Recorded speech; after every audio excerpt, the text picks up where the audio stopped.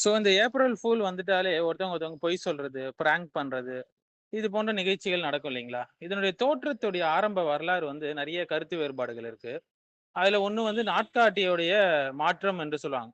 1582ல France மன்னர் Charles 9 அவர் என்ன செஞ்சாருன்னா, Charles 9 வந்து ஜூலியன் நாட்காட்டிக்கு பதிலாக கிரிகோரியன் கேலண்டர் நாட்காட்டியை அறிமுகப்படுத்தினார்.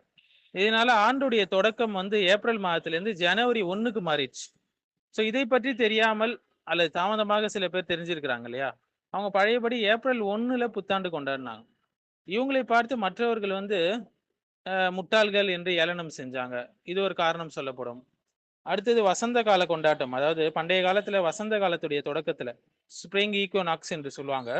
மக்கள் மகிழ்ச்சியோடு புதிய ஆடைகளை அணிந்து வேடிக்கையான விளையாட்டுகள் எல்லாம் ஈடுபடுவாங்க. இது ஒரு காரணம் சொல்லப்படுது. அடுத்து ரோமானிய திருவிழா ஹிலேரியா என்று சொல்லுவாங்க.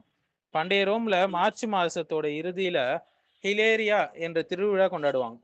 இதுல மக்கள் வந்து மாறு வேஷம் போட்டுக்கிட்டு மற்றவங்களை முட்டாளாக்குவாங்க, ஏமாத்துவாங்க. இதுவும் ஒரு காரணம் சொல்லப்படுது. அடுத்தது வந்து பாய்சன் டேவரில் சொல்லுவாங்க, முட்டாள் மீன், ஏப்ரல் ஃபிஷ் என்று சொல்லுவாங்க. பிரான்ஸ்ல ஏப்ரல் 1 அன்று முட்டாளாக்கப்படுபவர்களை ஏப்ரல் ஃபிஷ் என்று அழைக்கும் ஒரு வழக்கம் இருக்கு. ஸோ இது எல்லாமே இதோடு தொடர்புபட்ட வரலாறுகள். ஸோ இதற்கான ஹிஸ்டாரிக்கல் எவிடன்ஸ் பார்த்தீங்கன்னா, ஃபிளெமிஷ் போயம்ல 1561ல ஃபிளெமிஷ் போயம்ல கூட ஏப்ரல் பிராங்க் வந்து மென்ஷன் பண்ணியிருக்காங்க. ஸோ இந்த பழக்கம் யூரோப்ல ஏற்கனவே இருந்தது என்பது இதை காட்டுகிறது. ஸோ ஒரே ஆரிஜின் சொல்ல முடியாதுங்க, பல கலாச்சாரங்கள் வந்து மிக்ஸ் ஆகுது. ஆனா காமன் பாயிண்ட் என்னன்னா, ஏமாற்றுறது, கிண்டல் அடிக்கிறது. இஸ்லாமிய பார்வையில பொய் சொல்வது வந்து பெரும்பாவம். ஏப்ரல் ஃபூலோட முக்கியத்துவமே பொய் சொல்லி ஏமாத்துறது தான். ஸோ மக்களை சிரிக்க வைப்பதற்காக யார் பொய் சொல்றவனுக்கு அழிவுதான் என்று நபிஸ்லாஸ்லம் சொல்லியிருக்கிறாங்க. ஜோக் பண்றது ஹலால், ஆனா அது வந்து பொய்யோடு கலக்கும் போது அது ஹராம்.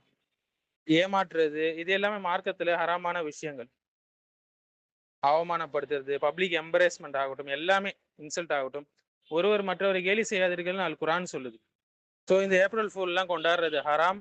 மேலும் நான் முஸ்லிம் கல்ச்சரை வந்து தஷப்பு செய்வது, காப்பி பண்றதுக்கு சமம் இதெல்லாம்.